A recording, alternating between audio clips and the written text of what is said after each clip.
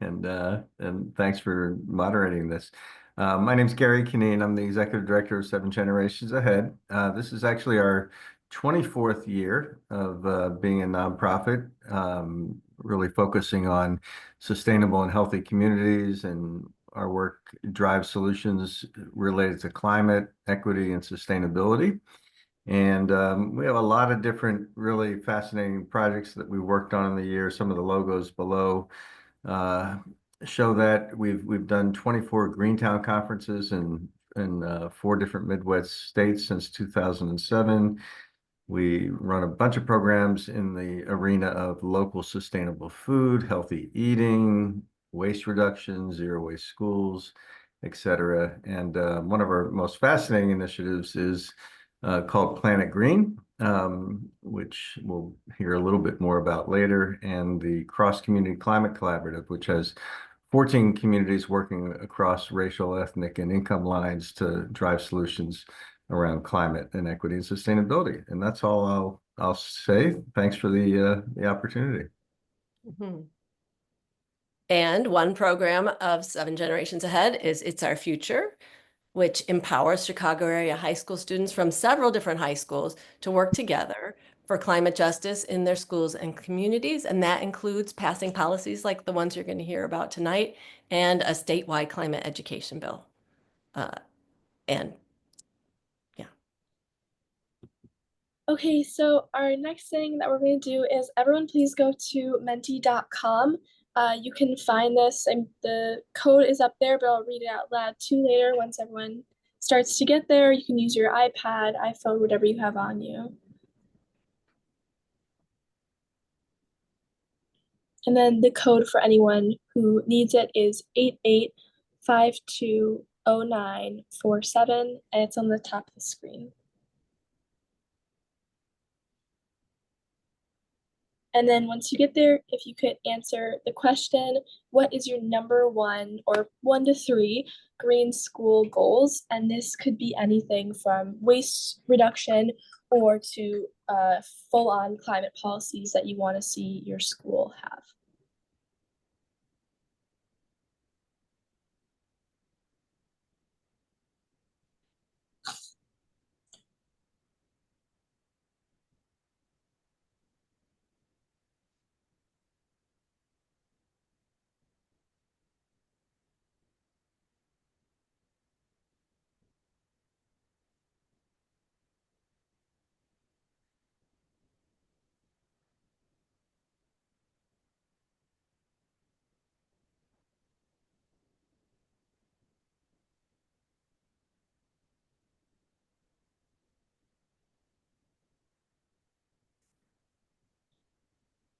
Oh, I love these: carbon reduction, climate education for all, food waste. Seems to be a lot of food related things, whether that be reusable foodware or eliminating food waste. This is really a lot of carbon too. This is great.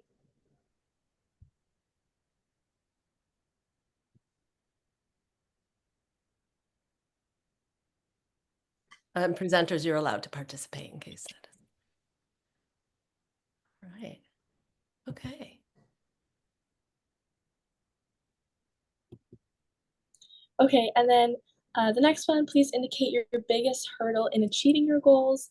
And yeah, same thing, but this is sentences, so you don't have to limit to just one word.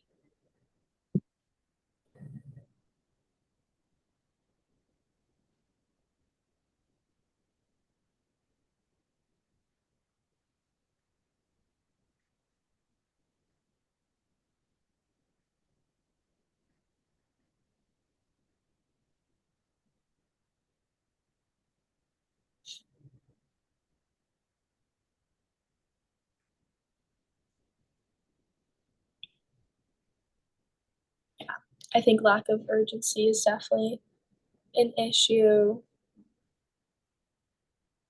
Guidance from staff is a huge thing. It's hard to know what to do, which we will talk about tonight. Yeah, resistance to change is also a huge issue, which we will also go over later. So it's nice to see we'll cover some of these.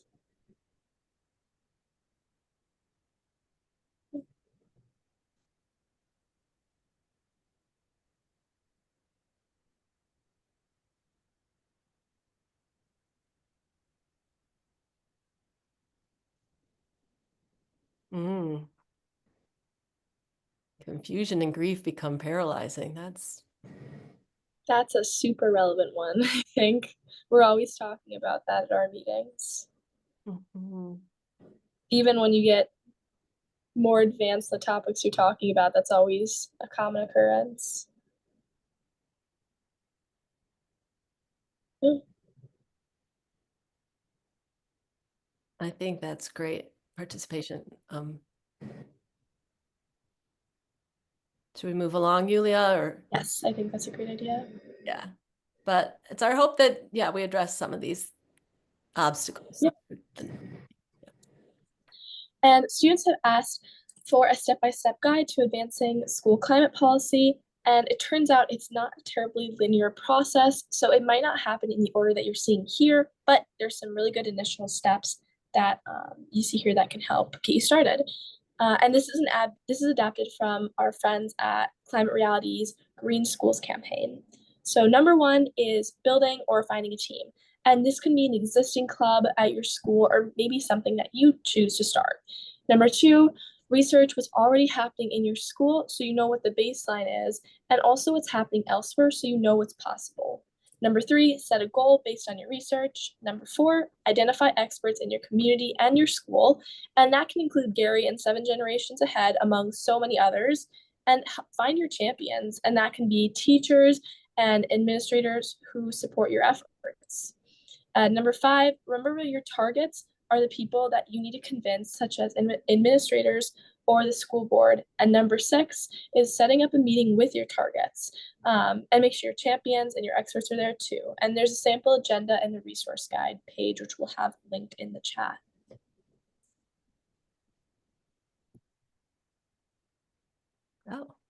Oh, and yes, now we're going to hear from some people who have been on this journey, and you'll see that it can look really different school to school. So we're going to start with an alum from It's Our Future, Lily Aaron. Hi, my name's Lily. I use she, her pronouns. I'm a junior at Pitzer College studying environmental science and geology. I'm currently zooming in from Costa Rica, where I've been abroad this semester. And I'm an IOF alum. I was in Scotland and Glasgow at COP26 in 2021, and I was the hub coordinator for E-Town Sunrise. I'm an ETHS alum as well, from 2021 to 2022. And yeah, honestly, I can get a little bit into the nitty-gritty of, I guess, ETHS policy now. Although I think your rationale for why climate policy matters is right. I just think that honestly, I'm just going to read it off the slide. Kids deserve to be equipped with information and tools necessary to combat the decades of deceit and misinformation sowed by oil and gas elite since ever. So ETHS, for those who don't know, is a high school of around 4,000.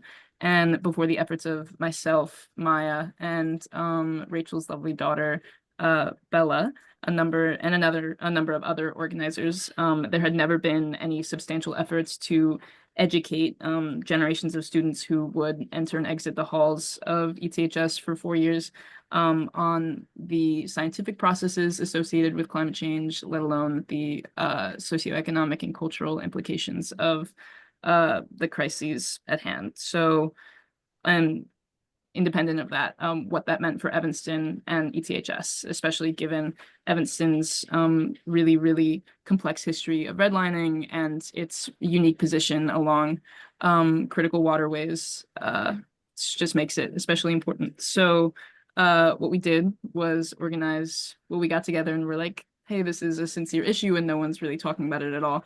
So we went a number of routes in terms of making it clear that this was something that was important to us.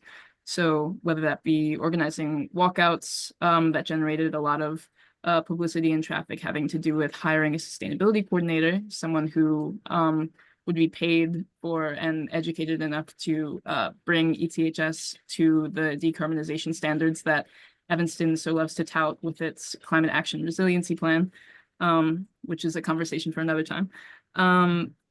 We, in addition to that, just like attending school board meeting after school board meeting, attempting to illustrate to ETHS administration that this was an issue like incredibly worthy of talking about, and something that is certainly their responsibility in terms of educating a very large student population on a crisis that they were set to inherit, especially considering the decades of misinformation we're up against and the scales and intersections of what we wanted to talk about.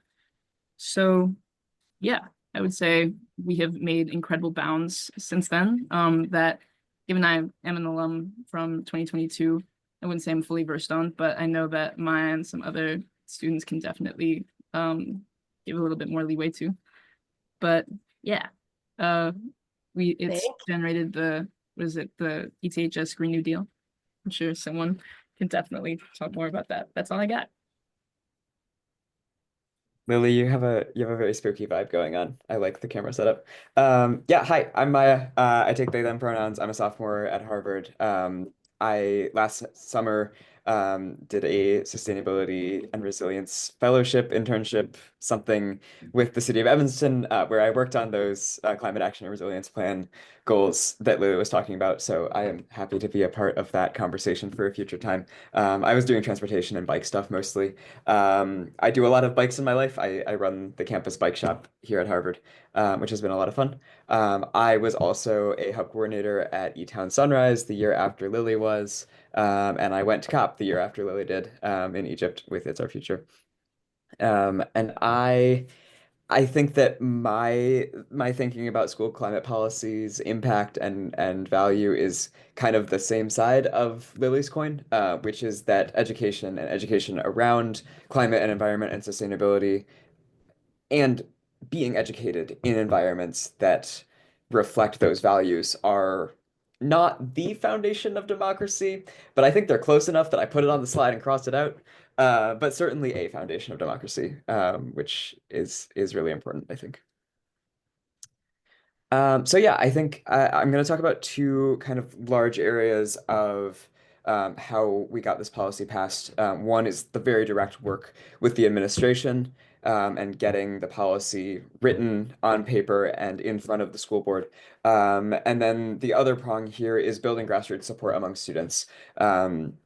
So first, the summer before my senior year, the ETHS hired John Crawford, who is here, as the Operations and Sustainability Director of Operations and Sustainability, which at that point we were like, they just kind of tacked on sustainability to the already massive Director of Operations job. And so before we talked to Mr. Crawford, we were kind of pessimistic about this, but from our first conversation with him, it just became clear that like this is a guy who cares a lot about students and what students have to say and about doing sustainable operations at the school level. And so that hiring, I think, was a really pivotal point in getting us access to like an institutional champion, getting us access to somebody who would listen, who believes in this, who can interface with the rest of the full-grown adults in the room, and help them understand why this is important. So through that, we rapidly reformed the sustainability committee that had kind of previously existed, but hadn't been super effective, led by myself and some other eTown Sunrise leaders and Mr. Crawford. And that drew a lot of participation. We had a lot of teachers on board. We had a lot of staff on board. We had students regularly attending those meetings and community members, including Rachel and Becky and some other folks. And that was the group that ended up writing this policy. That has since been passed, and now implementation planning is happening. Implementation itself is happening. And this policy was eventually, this was after I graduated, cast under the branding of the Green New Deal for Schools, which is a larger Sunrise Movement kind of tactic, strategy, a thing that a lot of people in the Sunrise Movement are doing to brand these kinds of school policies as part of something bigger. I think that a lot of the, maybe not opposition, but hesitation around policies like this is that they're small. A school district, even one as big as ETHS, is not having a huge impact at the level of global emissions. But that's true of just about every source except for the largest emitters. And so casting this in terms of a larger group of schools who are all making this Green New Deal a reality, I think is really important and valuable strategically as a way of showing that like this is a big thing and all of us together doing this can match the impact of some of those biggest emitters. So that's how we worked directly with the school. We found our institutional champion. We figured out how to regularly be talking to administration. We got the words on the paper and we put them in front of the school board, and now stuff is happening. The other side of this, though, was building student support. Like I said, we had a bunch of students regularly at these sustainability committee meetings. And a lot of that was momentum that came from earlier organizing and also organizing that was going on at the same time. So Eton Sunrise hosted and still hosts an annual climate justice conference where we regularly get, 60 to 100 student attendees, folks from outside the community. And really like mobilize and educate around climate justice in the school setting. When Lily and I were there, we hosted regular walkouts. I don't know how much that's still happening. I know Lily talked about that a little bit, but like that's another mobilizing strategy, getting students excited, getting students to do something a little disruptive around this and to keep that momentum going. And then lastly, we had just like regular opportunities for engagement. We had a weekly lunch meeting where we would just kind of sit and chill and talk about something climate justice related. And keeping that kind of regular engagement, I think, has been super important for the longevity of Sunrise. It is not easy to run an organization that operates on the 4-year turnover of high school students. And I, like looking back on what current leaders are doing, am just so proud of them for keeping this going. And I think a huge part of that is having those regular opportunities for people to engage.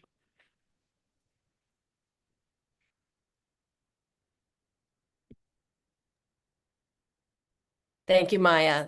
That's awesome. And Lily. Okay. And here's Mr. Crawford. All right. Thanks, Maya and Lily. I'm John Crawford, the Director of Operations and Sustainability at ETHS. I'm in my 28th year here at the school. Started here as an apprentice building engineer. Completed my 2-year apprenticeship, became a school side building engineer for 8 years before I transferred across the street to the ETHS power plant, where I was the midnight and startup engineer for 5 years, and then the lead power plant engineer for 10 years before I came back on this side as the Director of Operations and Sustainability. Like Maya said, literally Maya was one of the first people to congratulate me. I got an email saying, "Hey, congratulations, Mr. Crawford, when can we meet?" And we've been meeting ever since with the Eton Sunrise. I look as my job as a direct conduit for students, staff, and community to all things operations, energy efficiency, really being transparent with one of the things Maya could probably say is, the students were surprised at some of the things that we're already doing just because we're not promoting it. But I really take pride in being that conduit and getting the students, empowering the students and getting them in front of the right people to pass this policy. Learn to be patient but persistent. Administration in a high school wear many, many hats. So sometimes you have to be patient, but persistent, keep on them. They will come around and get to you. And then this is something from the SEM, Strategic Energy Management. In sustainability and energy efficiency, there's no one magic wand that's going to save you thousands of dollars. It's lots of little things. So nickels and dimes, thousands of times, really can put a dent into energy. And then just dedicated sustainability staff is important, right? Your operations has to be on board. Without them on board, you could come up with all the ideas in the world, but if they're not going to implement them, you're not getting anywhere. Thank you. Yeah. Hello, I'm Lila Ramos. I'm a junior at Oak Park and River Forest High School. I'm currently the treasurer of the Environmental Club. I'm also part of the Oak Park Public Library Student Advisory Board. I have a cat named Minnie Mae who you might hear meowing in the background, so sorry about that. And school climate policy matters to me because it's a way for students to take action on what they're passionate about, and by doing that, we're learning how to make change in the world around us. Our climate policy plan was created a bit before my time, but a year ago, we actually created a sustainability scorecard to see what successes we've had and what we're still working on, and to overall holds administrators accountable. And so our water reduction is on track. We've reduced about like 16%, and our reduced waste, we reduced about 12% of our waste from 2022 and 80% by 2030. But we're still working on our climate education. We're working on it, but it's getting better slowly. And cafeteria composting is a continuous issue, especially with students. The Environmental Club has had a few events, like helping out with the hydroponics, which gives us vegetables to use in our cafeteria. And we help to support the geothermal plan by assisting in picking the companies. Overall, we have small events around the school to raise awareness, like Earth Week, and the store on April 26th, where our cafeteria kind of turns into a little shop. And with that, I'll pass it to Dr. Johnson. Uh-oh. Can you hear me? Yeah. All right. Hello, everybody. Thank you for taking some time out of your evenings to hear from all this. And there have been so many really great ideas that have been shared already, and so you're going to hear echoes of that in some of what I'm going to share. But I really think that as far as public schools go, whether you're talking about the work we do for the environments that we create within the school for our students, how we collaborate in the school, how we are communicating with those in the community, how we are thinking about what we are learning in the context of what our lives need to be in the years and decades to come. This theme of sustainability and the interconnectedness of ourselves to the world in which we live is the driving force behind why we are here in an educational setting to begin with. And so when we think about the work of sustainability as something, as an add-on, I think we need to do a lot better work than framing it as something extra. I think we can do really good work to frame it as the cornerstone of really why we're here. And so that really goes towards what I have to say as far as this first topic. And I really appreciate you teeing this up for me, Rachel. The tips that I would say for dealing with, working with, productively collaborating with administrators is really understanding one basic thing, and then everything else follows from that. Number one, administrators are just simply human beings. There is no sort of magical position from which they work that you have to get nervous and worry about how you're going to engage them. If you don't know how to engage them, sit up and talk to them. Manolo, who kind of led this work at OPRF, certainly has no problem really being, very comfortable and welcome, engaging us. And that's so true of so many others with whom I've worked over the past few years. And so I really encourage you just to sit down and have a conversation. Number two, after that big kind of general notion, understand, and I heard Mia mention this before, the administrators are necessarily working on a longer than students are. That's just simply how it has to be. You want it that way. And that means some of the goals and some of the things that some students might want to see during their years within the high school aren't necessarily going to come to fruition, but that is not a reason to be frustrated or to despair. Ask questions, figure out what your place could be within the process that is unfolding in your local environment right now. So be as curious as you are demanding of that change. If you're not curious, if you're just demanding, you're going to shut down some ears. All right. That curiosity is absolutely critical. Always work from the perspective of the group that you're with as a student population. So if you don't have a club within your school, and I know most schools do, but if you don't, really work within that solid groundwork. Understand that within working from that group, it is okay to shop administrator to administrator to administrator until you get that ear. Also understand that while you're shopping, you don't have to stop with administrators. If you're a superintendent like me, much less an assistant superintendent or somebody else at a district office in a school district, you really do care what your board member thinks.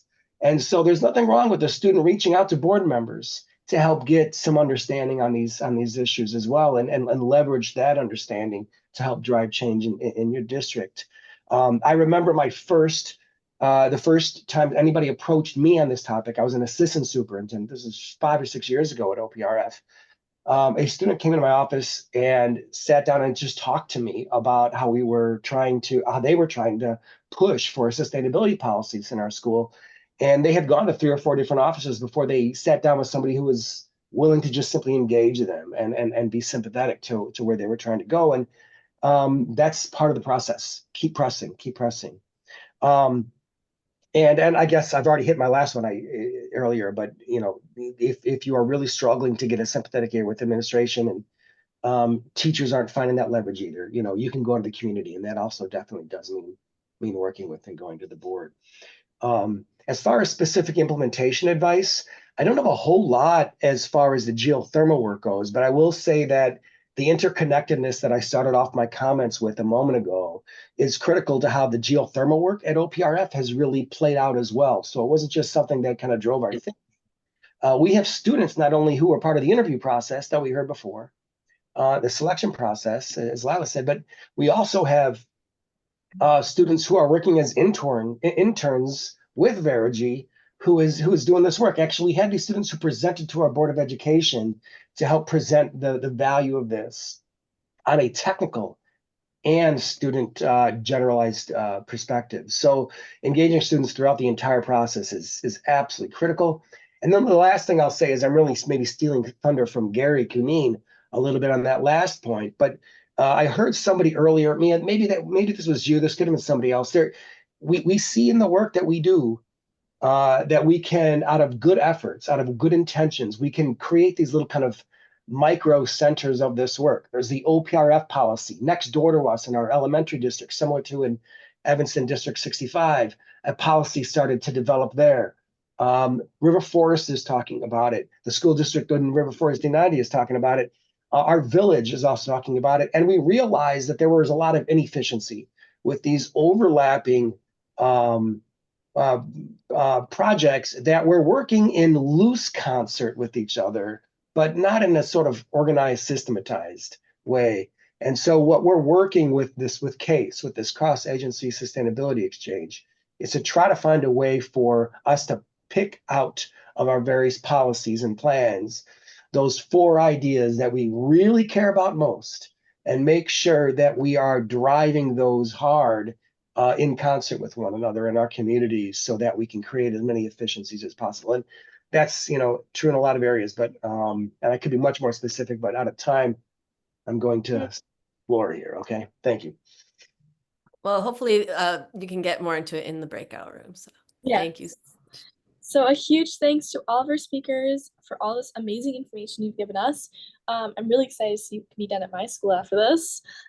We can have time for a few questions. So if we want to go like 2 to 3 questions, and then we'll further get into those in the break room. So if we don't get to your question, don't worry. It will be answered at some point or another. So if anyone has any, drop them in the chat and we'll go through them. Or you could unmute if you feel brave. Yes, for that.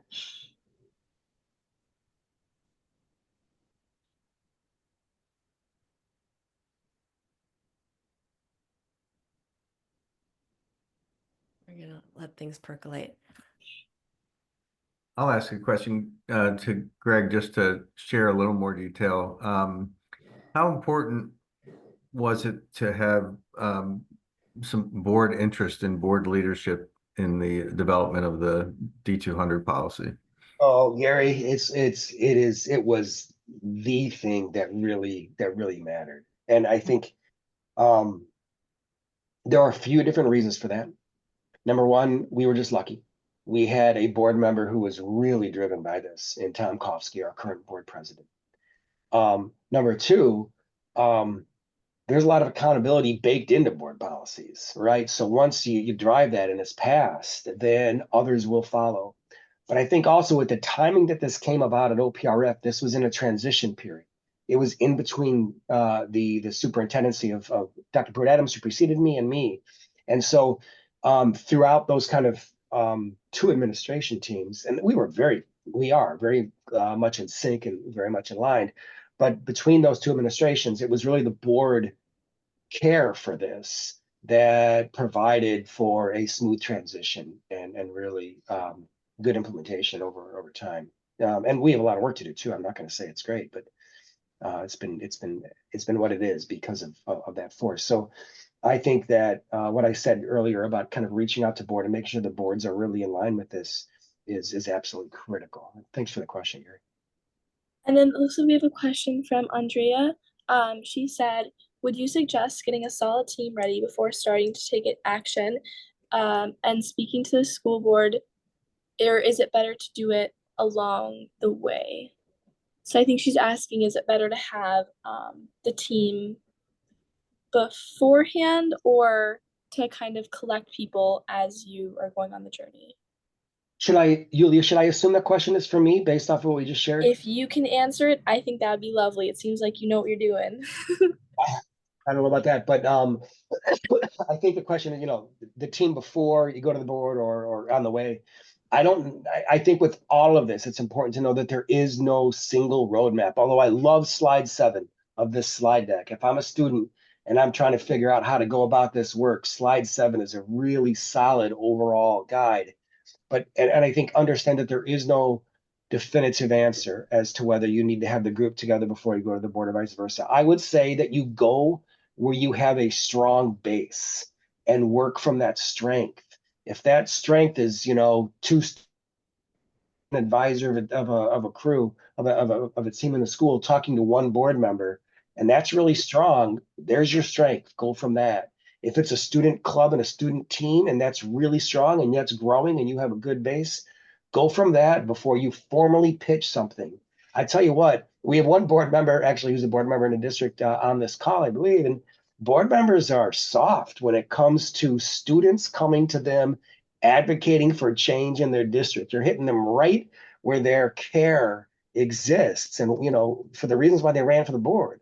So if you don't have that formal group, then just work with the board directly. If you do have that formal group, package something up and ask for a little formal time, a little formal presentation. It's going to go a long way. It really will. That's great. Okay, well, I think that if anyone else has any questions, we'll do it in the break room. So if you guys could select your break room, I think Rachel's going to send those out. Room 1 is going to be about how to implement some specific policy elements like zero waste, curriculum, and energy, and all those things. And then room 2 will focus on the process of developing and implementing a policy. And that's going to be like broader view, while room 1 is a little bit more of specifics. So you can choose whichever one you'd like, whichever one speaks to you. We'll have speakers in both rooms. And that we're gonna ask you to do a Menti and throw your top takeaways in Yes. thereafter. Yeah, so prepare takeaways for sure. So just join the room of your choosing.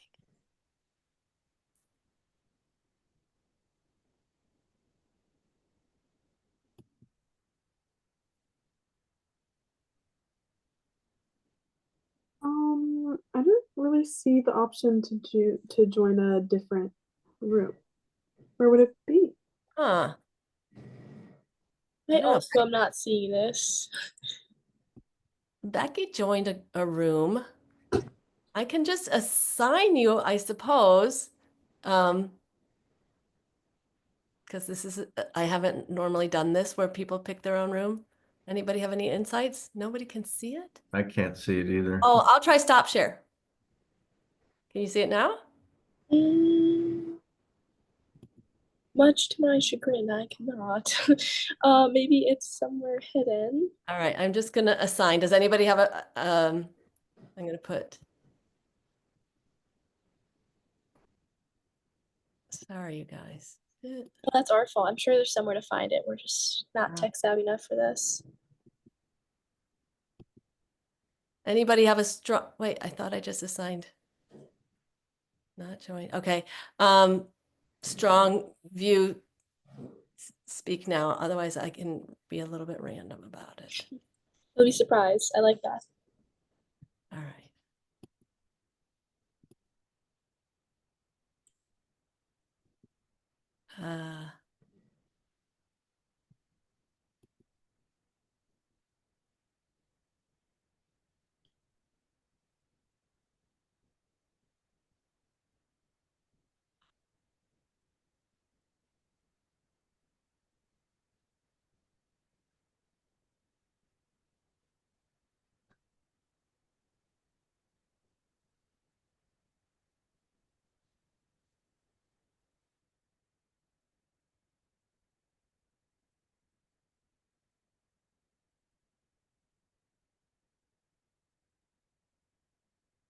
Lily drop? No, you're there. I can't see. Oh, there you are. Okay. All right, see what happens.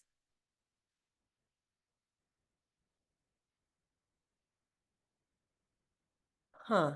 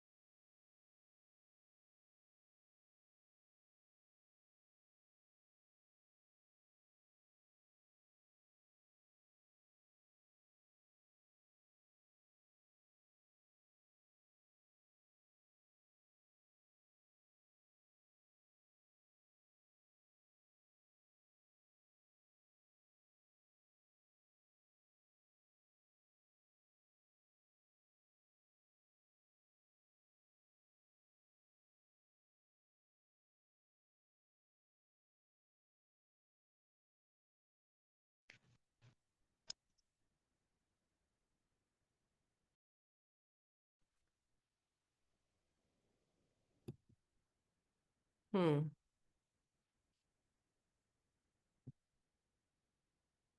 Yeah, the tech is not my talent, you guys. Let's see.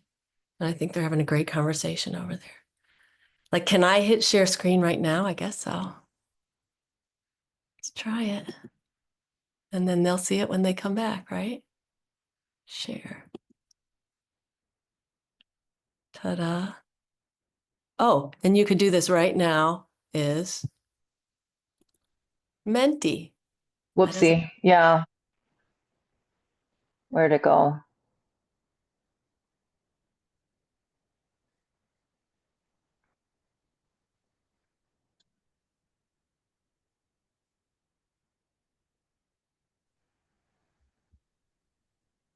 Welcome back.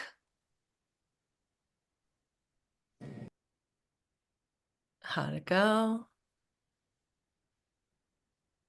Okay, so I think if you guys are on the Menti, if you guys could go back on there, if you left, and just share 2 takeaways from your breakout session.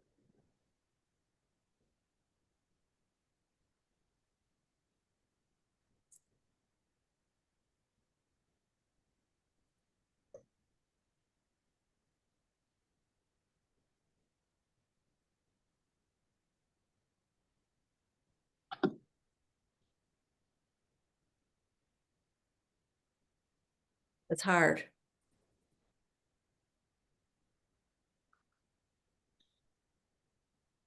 Be persistent to the point of annoyance. Work down the line of administrators. That's great. Be persistent and don't give up. Also to always have an ask when speaking with someone. That's really good. Composting isn't easy. That's a good one too. Yes, to send emails. That was in our break room. I think that's a really great point. Yeah. Getting your ducks in a row, having a set plan before you go to communicate, and being extra persistent. So it seems like persistence is a very big thing here. Composting is difficult on what's possible, like that. Be specific. Yeah. It's great. Right.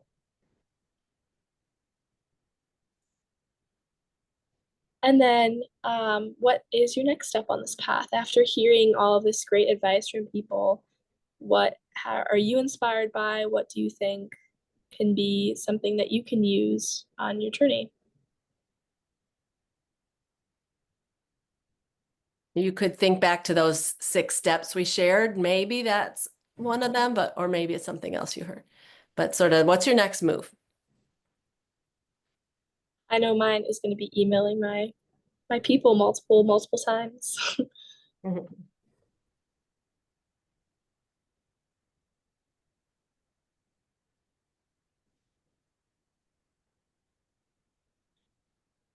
Cry about the lack of effective student organization on my college campus. The high schoolers are winning. Support any school wanting to create or implement a policy. It's great. Look into the resource guide. Yeah, we love the resource guide, guys. It's amazing. There's some really great speeches too that you can reference. And that there's a resource doc that Becky shared in the chat, because I don't know how to share in the chat while sharing screen. And so maybe you do it again, Becky.